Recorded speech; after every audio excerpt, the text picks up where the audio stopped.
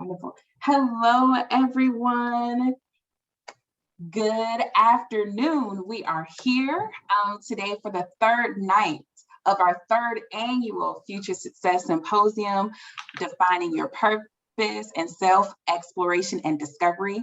So just want to give a shout out to everyone who's in the room. We are seeing some familiar names in the chat. So thank you so much for coming back day after day after day. We super appreciate it. Today, we're going to be doing a deep dive into academic discovery and success, and we'll be able to talk to our amazing panelists tonight about, does your major matter? So without further ado, I'm going to pass it over to Mark Sanders, who will introduce our panelists. Hello, thank you so much for coming back for our last day at the Future Success Symposium. We have an exciting guest for you today, and that's going to be discussing the topic of does your major matter and academic discovery and success. They're going to be sharing ways on how their majors either directed them to where they are now, or if there was any type of pit stops on the way that they made in order to get there. So hopefully this will be an informative conversation for you as you all are navigating your college careers to your professional careers. So without further ado, I'll introduce our guests, well, one of many of our guests. The first I'll introduce is Miquila Bowen. Miquila has received her master's in criminal justice from DeSales University. She completed her undergraduate degree in criminal justice and psychology and sociology from SUNY Plattsburgh. Let's go, SUNY Plattsburgh. She works currently for the Bureau of Alcohol, Tobacco, and Firearms and Explosives, also known as ATF. And she works as her title is as a criminal investigator, special agent, and also involves some of the tasks that involves investigating criminal matters related to violent offenses, fugitives, firearms, criminal possessions, drug trafficking, weapons trafficking, etc. And she is currently assigned to the Nashville Field Division. So without further ado, let's give a round of applause to Miquila Bowen. And then next, we have Jay Arnett.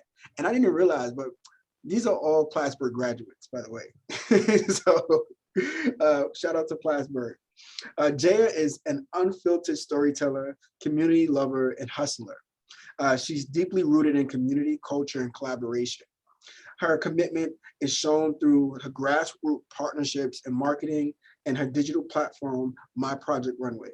She has a passion for spreading awareness on topics that directly affect her community and making sure that Black and Brown people are included in the conversation. Jaya is the first generation of college graduate from SUNY Plattsburgh and has learned from her journey that it is important to pay it forward because everyone deserves an opportunity. So please give me a round of hand for Jay Arnett.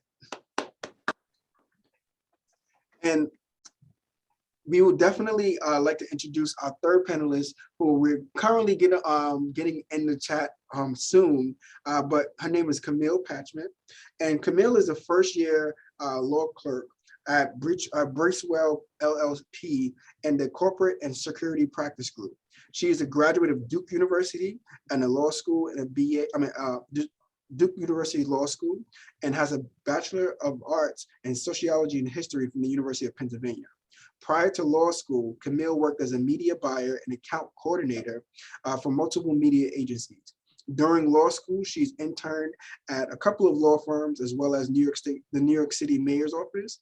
At Bracewell, Camille focuses on her practice on joint ventures and public and private capital markets and compliance matters, as well as reporting and disclosing obligations. So without further ado, please give us a hand in welcoming Camille Patchman.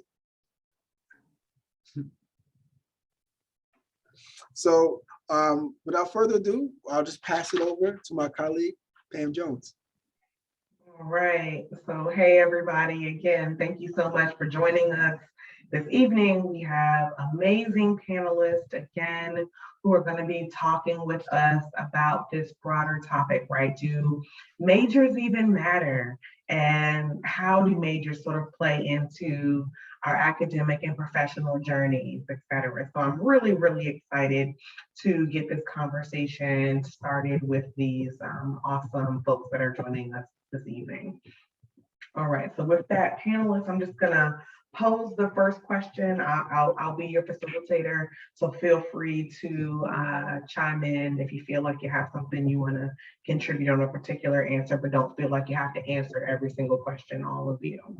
All right, so let's just maybe start with, Mark had an opportunity to read your bios, which are fabulous and super accomplished, but maybe if you can sort of like break down for our student participants, like tell us in a tweet or two, like in your own words, kind of more layman's language, describe what it is that you're up to professionally these days. And if each of you could do that, then we'll sort of work our way back to how did the major get us to this point? I'll start. So right now I work for Jordan Brand on the sneakers team. Jordan Brand sneakers team running all live content on the sneakers app. So I would say that's what I do in a short tweet, but I think your second question was, how did I get here? How did we get here? Mm-hmm. Through connections and like connecting with people. So I know a lot of people have been here over the past few days, hearing a lot of insight on like how they got to where they are and things that they love and how they got into this passion of theirs, but not everybody has a passion. So I would say I fell into like my role by just creating and doing things on my own and then like meeting the right people. Okay, got it. Thank you so much for that. Okay, I can go next. And I just want to say first, thank you, Pamela, Mark, and Gabby for having me on this platform to share. So as Mark said, I work for ATF and I'm a criminal investigator. And most of the time, a lot of my job is paperwork, but it's putting together a case on violent criminals, mainly people that are felon in possessions or anything that pertains to firearms trafficking, arsons, explosives, any type of violent offender where I'm trying to put them behind bars and for a very long time. And I guess to kind of piggyback of what the first panelist said, I agree. It took a lot of people and it just happened to like, they saw my passion and they saw my drive and they were just there kind of like as mentors and to kind of help me, to guide me to where I am today. It started from young, from when I said that I had a passion and I wanted to be in the government. And then from being an RA and having someone mentor me there, from being a part of a sorority and having someone mentor me there, from working for a judge. And it started in school as well, where people just saw things in me and then they heard my story and they were just like, oh, this is what you want to do? Okay, so this is how we're going to get you there. And then along with putting in the work, and now I'm here. Got it. Thank you both so much for sharing that with us. You both talked about the people, right, that helped you sort of push you along and encourage you. So I want to put a little post-it note there. We're not going to go there just yet, but we did have a really intensive conversation yesterday about mentorship, right? So now we're sort of hearing this sort of through line, right? The importance of mentors and how mentors have helped folks get to their various places in their careers. So we're going to come back to that in a second. I'm curious about your younger self, right? So if you go back to little you, and it could be little you from high school, younger you from college, but tell me about that person and like, what were they curious about and what type of job did they imagine for themselves, right? And is that similar or different to what you're doing now?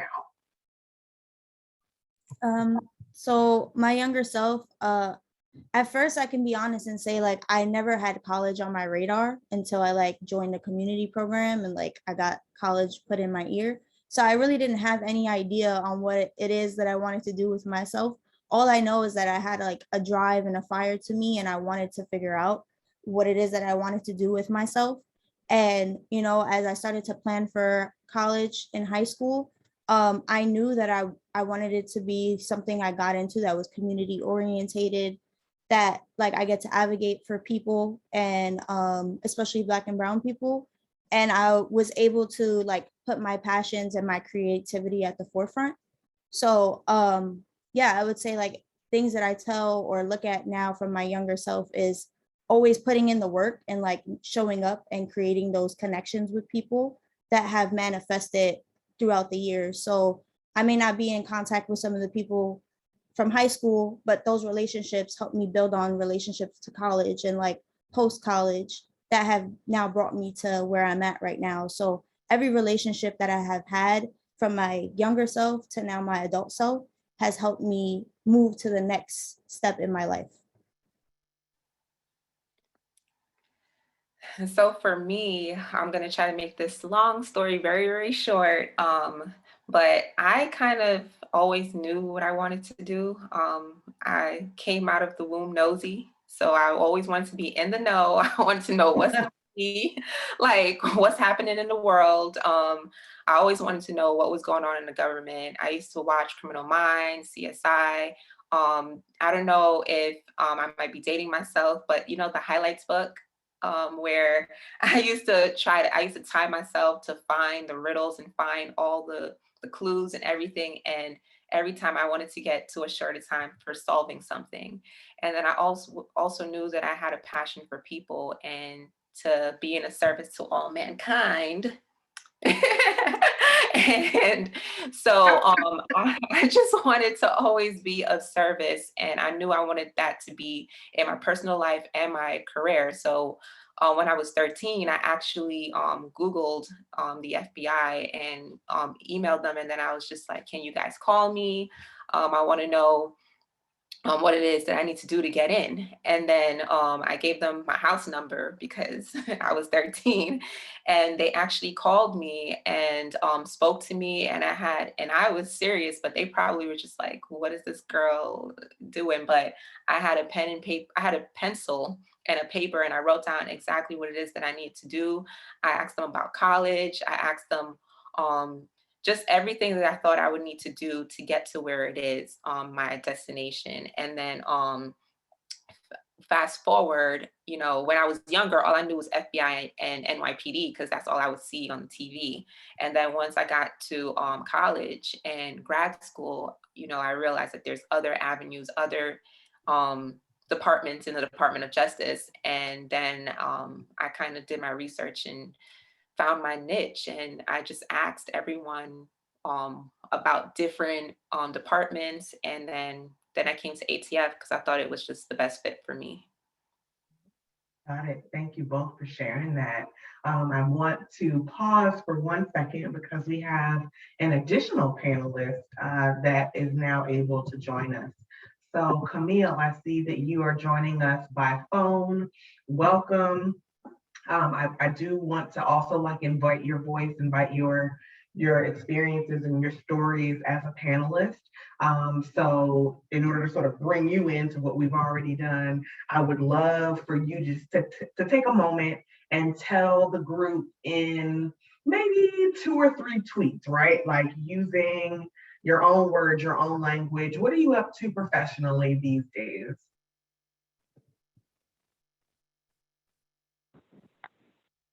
Hi, can everyone hear me? Yep, we can hear you okay. Okay. All right. Sorry, I am a little tardy. As mentioned, my name is Camille. I'm currently a law clerk waiting to be an attorney once I get sworn into the bar. I work at Bracewell in New York City. I just graduated law school in May of 2021. So I'm in my first year as a baby lawyer. And yeah.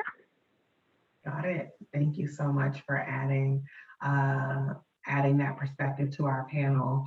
And one question that I posed to the other panelists, and I would be curious about your thoughts around that as well, is going back right to your younger self. Whether younger self, little you is in high school, younger self meaning in college.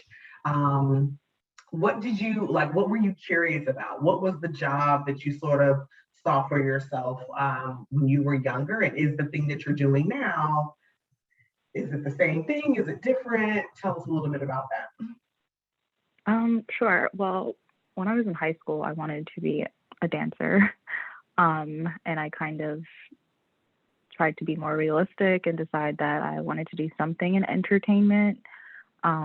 By the time I got to college, I kind of switched to wanting to work in public policy or for the UN. I ended up majoring in sociology and history, concentrating in global and international studies, just hoping that that would kind of put me on that path.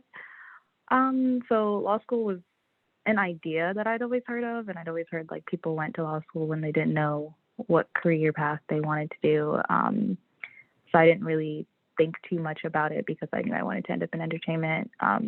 After college, I ended up working in media, which I thought would be like a great segue into entertainment.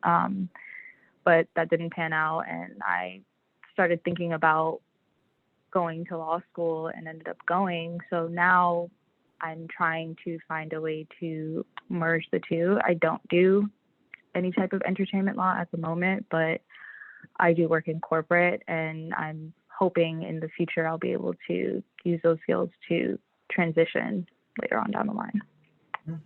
Got it. Thank you so much for that.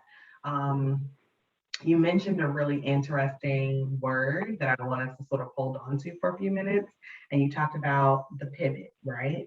The importance of like the pivot being able to sort of shift and do something a little bit different. So we're going to come back to that in 1 second. So now we got two things in our parking lot. We got mentorship in the parking lot, and then we got the word pivot in the parking lot. But while we are exploring this theme of like younger self, I'm curious, when you were maybe like a college first year, college sophomore, how did you define a good job? Like, what did that mean, or what did that look like to you? And the reason why I'm asking that question is, at least from my work with students, a lot of students pick their majors because on the other side of a major, they imagine, when I major in this, I'm able to do this thing, and it means I'll have a good job. So what did good job mean to you then? And then now that you are a little older, working, you have some distance maybe from that, how do you define or think about your quality of work like now?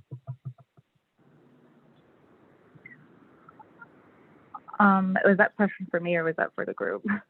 It's for the group.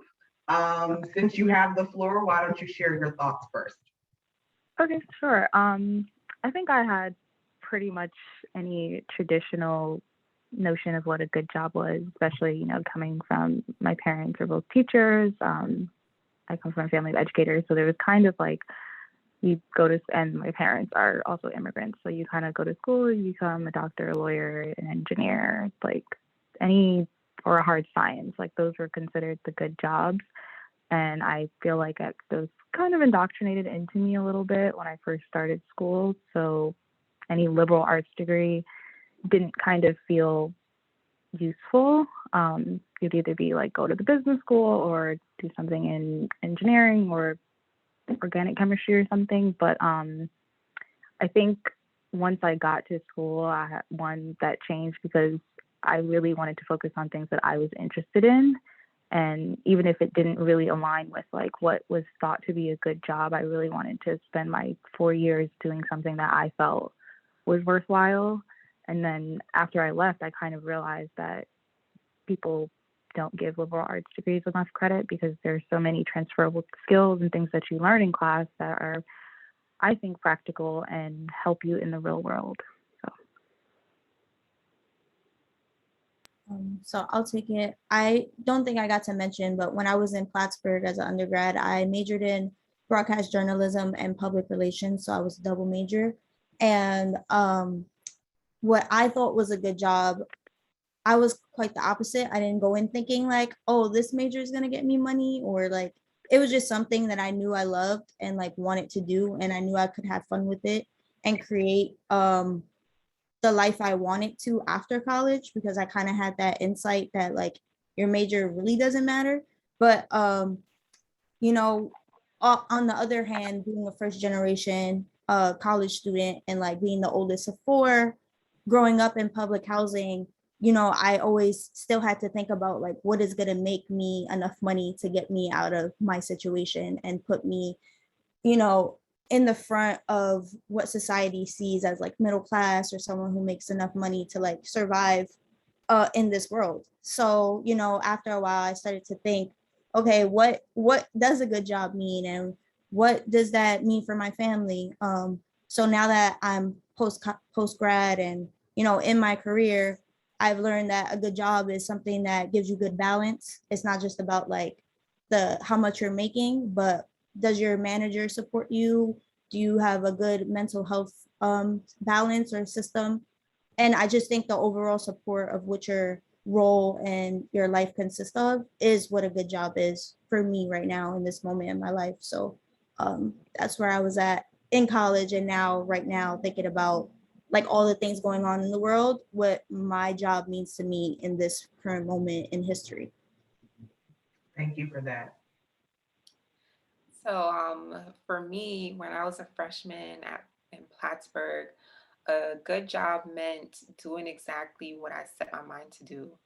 So I didn't really um, care what society said was a good job, because society didn't picture me being a police officer or an agent or anything. Like they try to say, oh, you can be a model, or you can do you can be a doctor, or oh, why don't you, since you're doing criminal justice, be a lawyer. And so it was kind of like I had society kind of trying to push me into different directions, but I had a goal that I set for myself since I was young. And I became a little nervous once I was 18. I'm like, oh my goodness, can I really do this? But I always kind of just stuck to it. And when fast forward to now, like Jaya, that's how you say your name?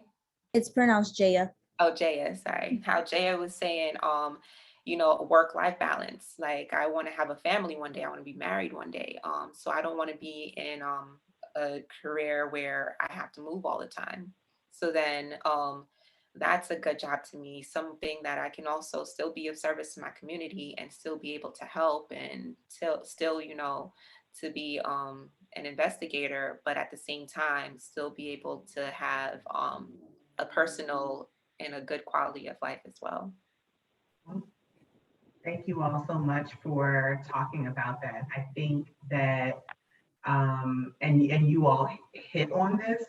Jay, I think you specifically talked about this, right? That the messages sometimes that we get in society can be very limiting in terms of like what success looks like and who gets to be successful and the path that you have to be on in order to achieve it. But what each of the panelists talked about is how with time, they've learned to redefine success in a way that makes sense for them, right?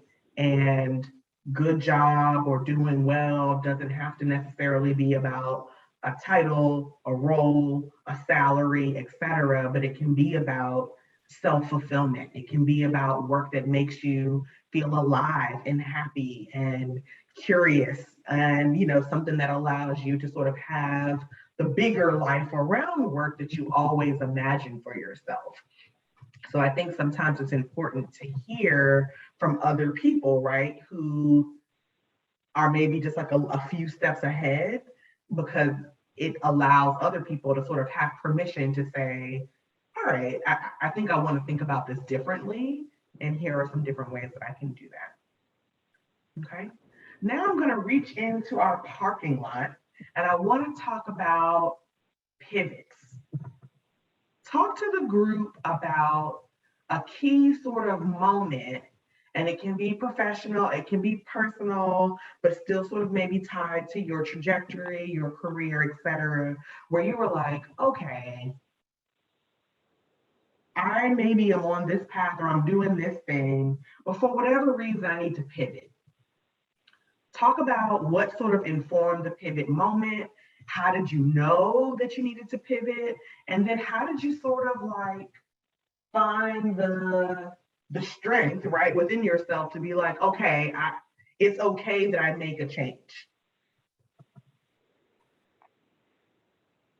Camille, you want to? Oh, no, yeah. Camille can go. She can go. Okay.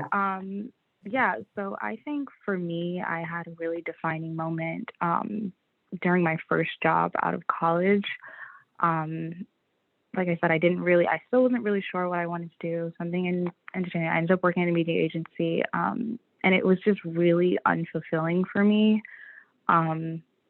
I didn't really enjoy the work. I was working long hours. I just wasn't satisfied, and I think I stuck it out longer than I should have because it was my first job, and I just kind of felt like I was doing what I had to. But excuse me, I just kind of had a light bulb moment, I think, a year after, and decided that I wanted to do something different, and I left to study for the bar full time, study for the LSAT full time. Sorry, I'm gonna get a drink of water.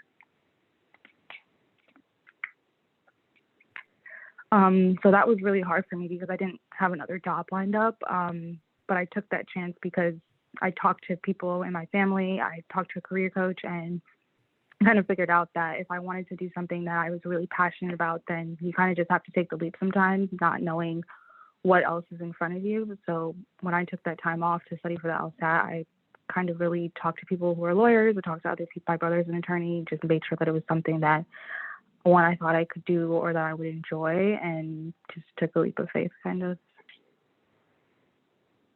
Thank you for that. Jaya, you want to go next? Yeah, so I would say that I think I'm probably the most recent graduate from undergrad. I was class of 2019, so right before the pandemic. I would say that my pivot actually happened senior year when I realized like I'm about to graduate. I don't know what my plan is. Like I don't have a job lined up. Like now I'm going back to the projects. Like it was like a moment in my life that I was like freaking out and I was like super sad about it. But then I had that light bulb moment too, where I felt like I needed to just get a job and within my interest, try to find a job within my interest and stick to my plan. And that was connecting with people who was in like the sneaker industries.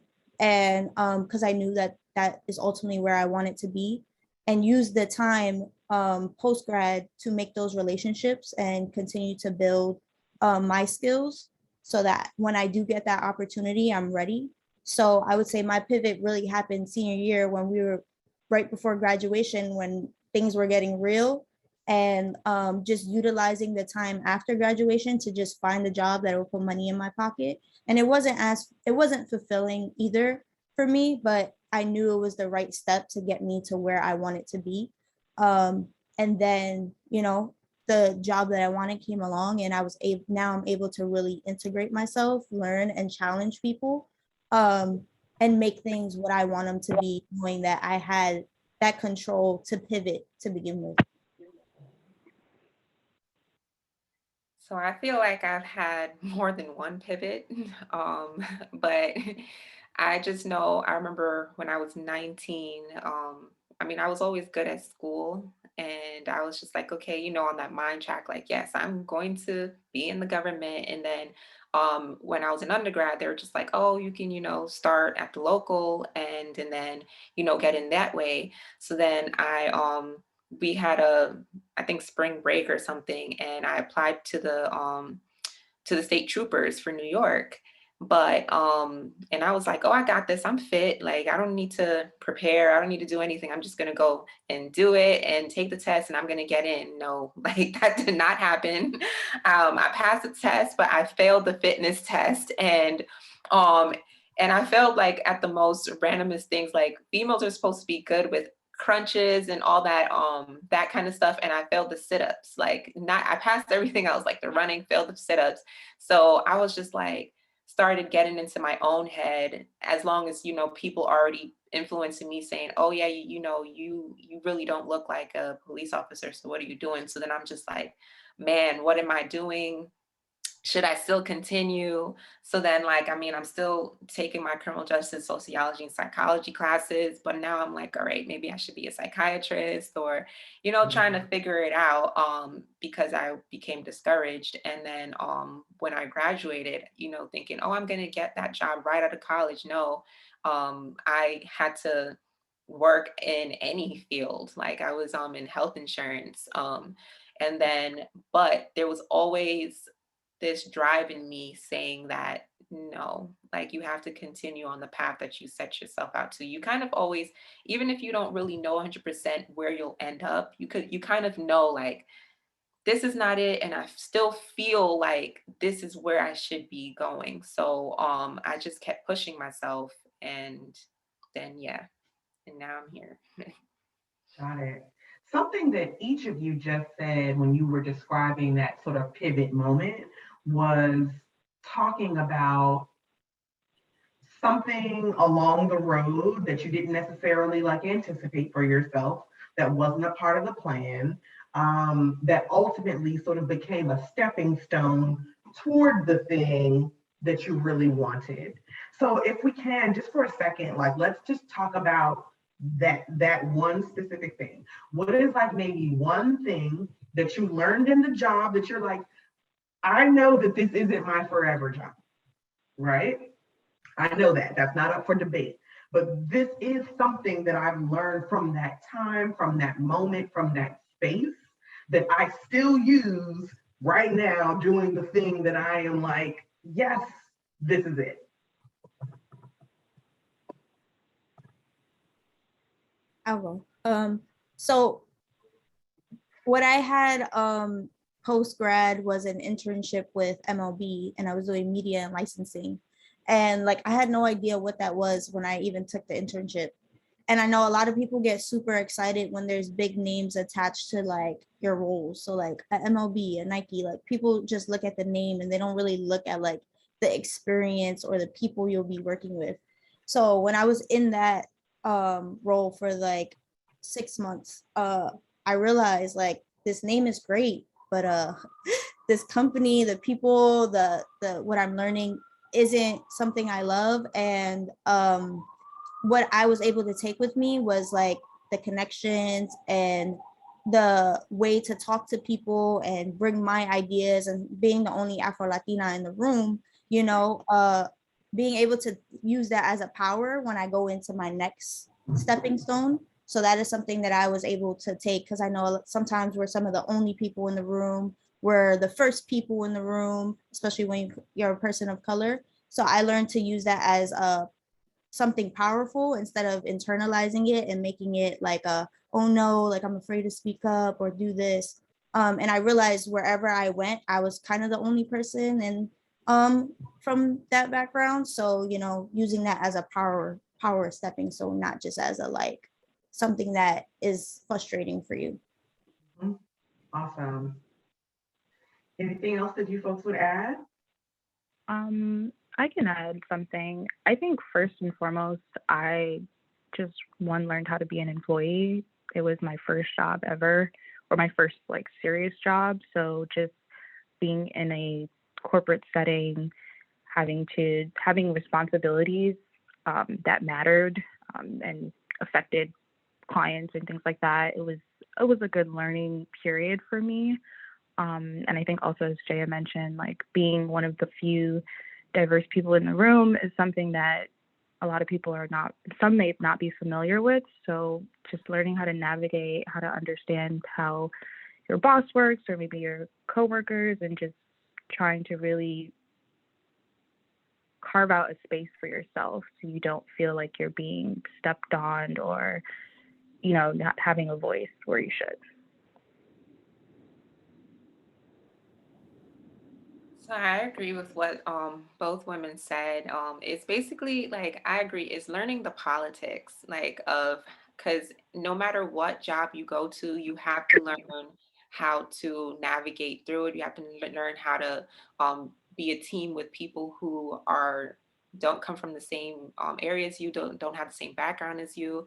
So for me, my job that I was at for the longest before getting into this career, I had to learn how to mingle with people, because there was sometimes, like growing up in Brooklyn, New York, and being from Jamaican descent, like I can have an attitude and catch it very quick and just be like, so what's up? Like, just really put the pressure on people sometimes.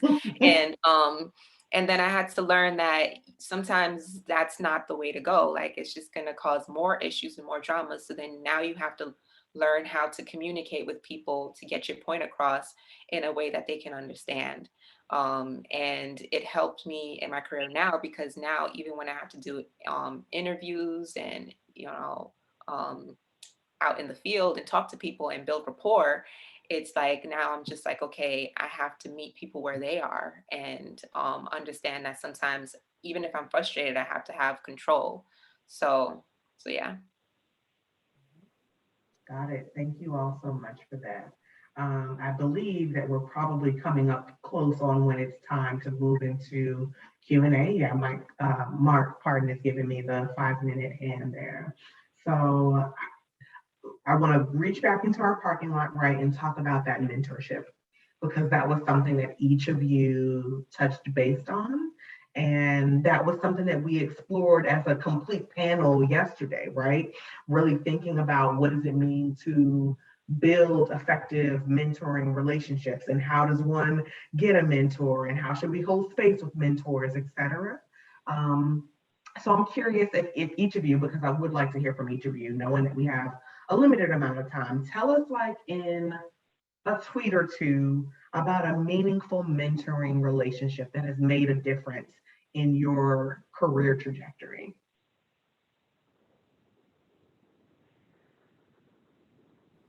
I can go. Go for it. Okay, I'll go first. So for me, it wasn't just one specific mentor. I had like 4 mentors and it wasn't that I went out and went for them. I guess for me, it was more they saw the drive in me and they just kind of just took me underneath their wing. Like, for example, I have a mentor with Alpha Kappa Alpha Sorority Incorporated, and I told her that I applied for ATF, and then she connected me to somebody that's in ATF that's going to retire soon. And he kind of just mentors me throughout the process of just navigating through my career now. The judge that I used to work for, actually was in his class. And then he saw something in me and was just like, all right, come work for me in my office. And then I got to learn the legal aspects of the career that I wanted to be in.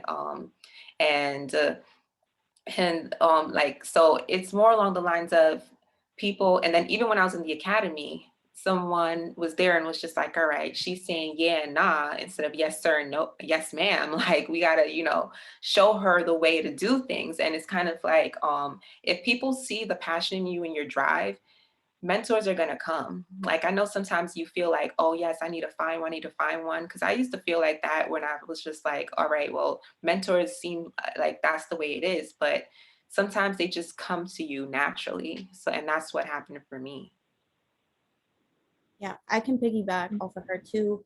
My mentors all came naturally as well. I feel like when you have this fire and drive in you, like, people will pay it forward to you and believe in you more than you believe in yourself, and they'll have you starting to see yourself in different ways. I would say, like, my mentor right now, he came to me naturally, and I know we touched on a little bit of social media yesterday, but if we have time, I would love to like tap into that conversation, because my mentor DM'd me straight off Instagram and invited me to like the Nike headquarters in New York, just to get my perspective and give me a walkthrough what that looks like.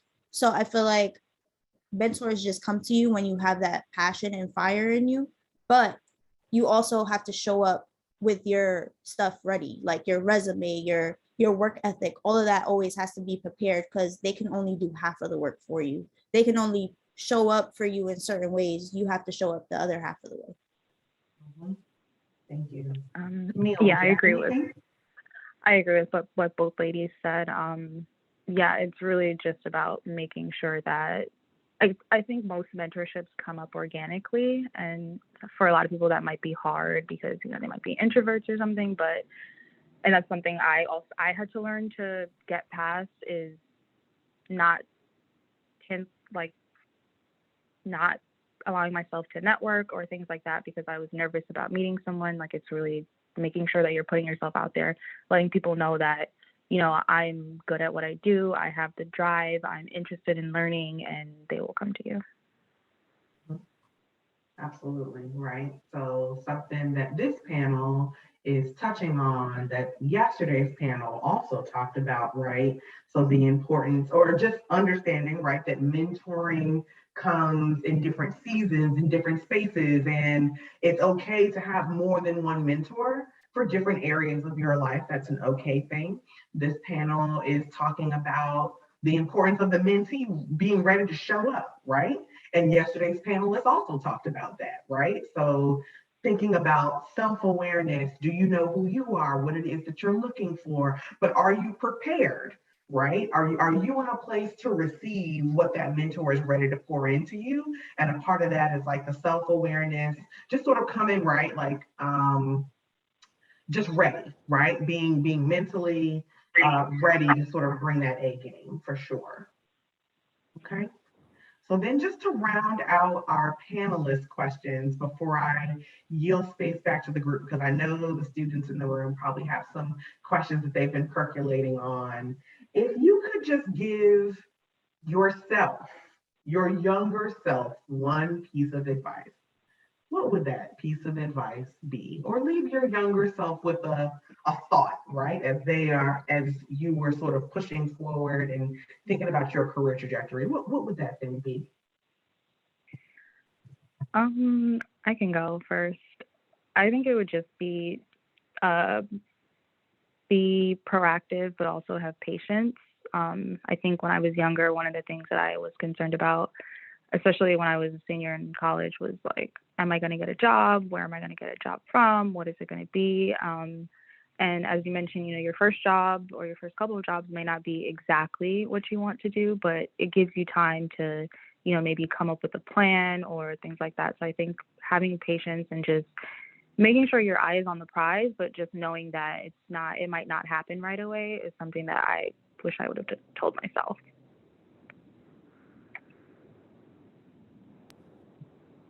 Thank you for that. For me, I guess to piggyback up of what Camille said, I would just tell myself, you got this. You got this. Because a lot of times when I had those hurdles, I would get discouraged, and it would save me a lot of stress. And it would save me from having a lot of stress and a lot of crying and a lot of headaches if I could just keep telling myself, you got this and you're going to get there. Because there's going to be things that happen. It's not going to be this easy route. I mean, maybe some people have those easy routes, but I did not have an easy route at all. It was a lot of nights of crying, a lot of nights of really fighting and pushing, and feeling like maybe I won't make it or won't get there. But if I could just tell myself, no, you got this, and just keep going, it'll be less stress. Got it. Thank you. For me too, I would say both ladies have brought to us, but also not to get attached to like an idea of what your first job looks like or first company you want to work for looks like, and go in with a plan. So like I always like to tell myself now, no matter the role, my purpose is to amplify voices and cater to the Black and Brown community. So like always stick with what you feel your purpose and your plan is. And so like I would go back and tell my younger self, like, you have a purpose, you have a plan, just stick to what you know and what you know is good for you. No matter the company, no matter the person you have loyalty to, just stick to what you know. Got it. I don't know about y'all, but this panel is bringing it, y'all. They are bringing it, bringing that hot fire. Thank you all so much just for your insight and for your thoughts and for honestly, like your story sharing and transparency. There's so many different nuggets of what you all shared about your individual stories that resonate with what we've been talking about over the course of the symposium. So I can't say thank you enough for joining us today. So with that, I think I'm actually going to kick it over to Gabby, right? Who's going to facilitate the Q&A. So students, if you have a question, now's your time. Drop it in the chat, or you can just come off of mute and ask our panelists directly. Absolutely. Thank you, Pam. Please feel free to drop anything in the chat. I know we have so much great information, so please process that, ask any questions. As we wait for some questions to come in, I would love for our panelists to kind of, were there any like campus resources that you all use, like when you were exploring different careers, or any like, oh, okay, I talked to this professor, I went to this department, like any sort of those kind of experience you had during your academic journey?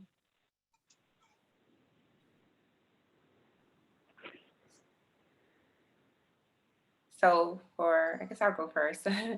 So for me, like I was saying, when I was in grad school and I started seeing the different departments and different agencies, and I was applying for a whole bunch of them.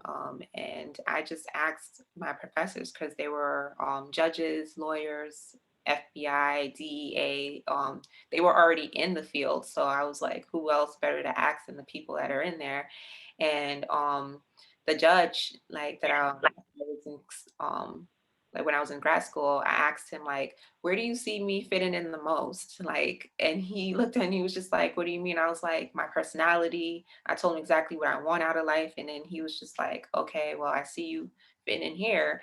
And then I'm like, okay, what's the best agency that people like to work with? Because I also want to make cases. I want to build, like, I really want to be big. So I'm just like, I want to do something really important in this aspect. And when they told me the ones that people like to work with the most was ATF, I was just like, okay, so then I'll try and I'll get there. So yeah.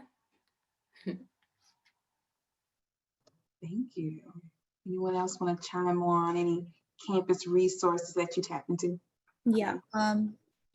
I would say going to PWI, a predominantly white institution, it was kind of hard for me to tap into resources because I didn't feel like anybody understood me. I didn't feel like people understood where I grew up or where I was coming from, especially when you go to Plattsburgh. It's literally at the end of the North Country. So like, it was hard for me to feel like people get me, but then I had to like take that off. So if you're a student who's experiencing like and putting yourself in this box, I encourage you to take yourself out of there and just start having conversations with people, because you never know what professors know students who graduated a long time ago who are in different companies who have different resources. One office that I would say that I utilized a lot was my EOP office, and our EOP director passed away sadly, but she was very, very helpful for me. So I would say if you're an EOP student, I would use your EOP directors, your EOP counselors, and the student support offices. I was able to get a lot of scholarships and funding for like projects and ideas that I had, and brought them to Plattsburgh because, you know, nobody was asking for money to like create these types of events or do these types of different things that brings cultural awareness to campus. So I would say tap into those places who might have money to fund your ideas. You never know. Yeah, let's get that money. Camille, did you want to add anything? Yeah, I think I kind of got lucky because when I was in law school, they assigned you an advisor, and I happened to like her. I know a ton of people who, you know, kind of fielded the other advisors and decided that they didn't like their own and would switch around. But she was very instrumental in my first couple of internships and just getting me in contact with the right people, because there was a point where I just kind of felt like I was flailing and wasn't getting responses from firms and things like that. And she just really put things in perspective for me, and then, you know, started making her own personal calls and like knew the type of person I was, things that I was capable of, and really just went to bat for me with her own connections. So yeah, it's so important to make those connections out there any way we can. Yes. And I just add something real quick too, because it's not only the professors and who's already in the field. Sometimes even group chats, like the groups you're in, your friends, your social groups, can kind of like help you as well. Because I was in a group chat with Mark and his bros, and we were just discussing life, and then I'm just like, okay, do y'all know anybody hiring in this? And then like, so it doesn't always have to be like someone who you would consider like, a teacher or a mentor or something, or it could be your friends. Yeah. Yeah, one quick thing before we jump off to piggyback off of what she said. If you go to school upstate, there's so many different resources that you can tap into in the city as well. Like start having those conversations, like see what's going on with your friends who are in the city, what opportunities are coming up. I say a lot of us who go away for school, we tend to like sleep on ourselves and not realize we come from one of the most, influential cities in the world. Like start not only tapping into what's on your campus, but like when you go home for the summers, when you go home for winter break, have those relationships. Like even you see us on this panel, take our names, say, ask us if we can get coffee, if we can meet up, have a Zoom call, like really start to reframe your brain on like what are the possibilities beyond like campus network. Sure, because there's always something after college, right? You're right. We're in this huge city full of opportunities. So that's a great point to break up. Amina has a question in the chat, and I think this would be a perfect question to kind of tie everything off in a bow. Said it might be a little heavy, but are we currently satisfied with what we're doing in our life career-wise? And what do you feel like is your biggest accomplishment during your journey while you've been pursuing your career? If y'all want to, take a quick stab at that. I can go first. Yeah. Okay. That is a heavy question. I think I'm satisfied with where I am right now. Like I kind of mentioned before, you kind of just have to know like a lot of things come with timing. I've been a lawyer for 4 months, so I can't really say like I'm about to be some like big shot person now. Like I shouldn't feel like that because I still don't know a lot. So I think I'm satisfied that I was able to that I was able to finish school and get a job that pays me and and I think somewhere that I can learn. And I think for me, my biggest accomplishment right now was finishing school because it's not easy. It's not easy being a person of color at a predominantly white institution. It's not easy trying to break into a field where it's like only 2% of lawyers are people of color. So I think I really have to like stop and remind myself of the fact that I've accomplished something so big and also like pressing the bar. But yeah.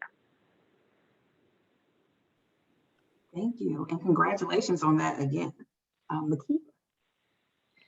I agree with everything that she just said. And I think for me, it's like pushing past the negative doubts, like because a lot of times we doubt ourselves. Also in a field where there's only like 1.2% of Black women in my field. So it's like, okay, can I do it? Can I really do it? Can I make it? My biggest accomplishment was learning how to shoot a gun. Like, because growing up in New York City, I couldn't have one. We couldn't really do that. You were either a drug dealer or a police officer if you had a weapon. So I really felt like that was like the biggest accomplishment of like knowing that I can actually do it and proving to myself, because at the end of the day, you have to prove what you want to yourself. It's not to everybody else. It's like, are you going to be happy with what it is that you're doing? And being in the field now I'm also fairly new. So I got into the field last year, April, and I'm 100% satisfied with what I'm doing. I can say like I enjoy it a lot. But I also feel like that was the case because I researched. I knew exactly. I didn't know exactly where I would end up, but I had a plan from when I was young what I wanted to do. So I would research everything, like as if I was creating a dissertation for every aspect of my life. And so I knew before I even got in what it is that I was going to do. So once I transitioned and I'm doing exactly what it is that I knew I already wanted to do, and to know that I'm helping to put people behind bars that need to be there and stay there, like, and not get out, like, you know, and making the community safer, it kind of brings me joy. So yeah. Thank you. Yeah. And for me, I am also fairly new in this new role of mine. I'm like 6 months in. So I will say that I am satisfied because I think that being a woman from New York City, being a woman of color, you'll be surprised to know that, you know, Nike doesn't hire a lot of diverse people, which is, you know, kind of what happens. But I feel like I'm very satisfied and I'm feeling accomplished because I'm able to lead a live series that is led by women. It caters to women. I get to like do things that are happy with and like they talk about. So we talked about that pivot earlier. I do know in the next few months I want to try to make a different pivot to a different role within the company, but I will say that I'm still satisfied about where I'm at and still using my current position to always learn, grow, and make those connections so that I can go after the next thing that I want.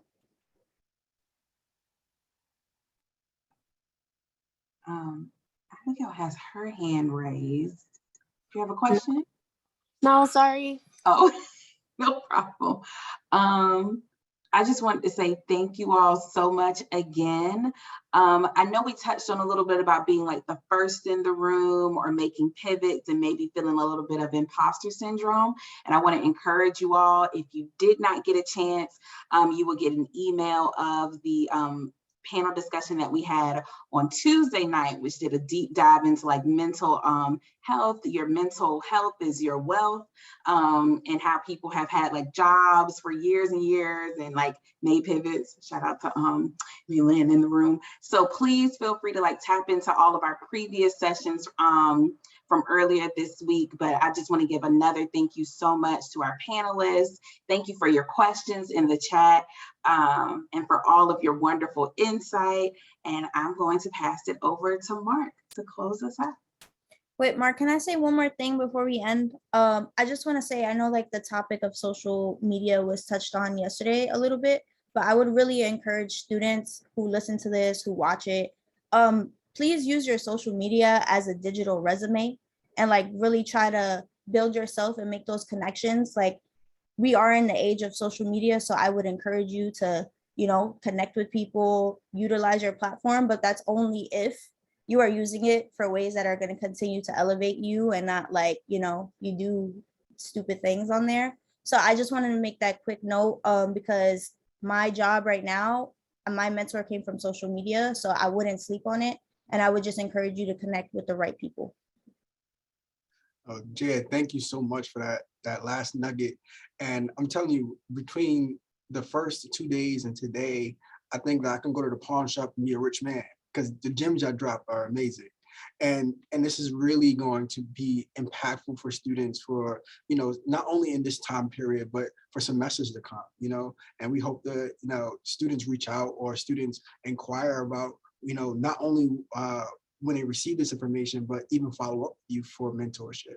But I just want to say thank you, each and one of you, for being here and carving out some time to share your experiences, your wisdom with us. And I couldn't ask for a better way to end the 3rd annual Future Success Symposium, focusing on defining your purpose and self-exploration and discovery. Because I think that's exactly what we touched upon here on this last day. Like, you guys bring it home for us. So I just want to give a round of applause for you. Thank you so much. And I also want to thank my partners and Pam and Gabby at the Student Leadership Network for literally coming together to make this happen again. I'm really excited about what the impact of this will be, and for moving forward to keeping it going.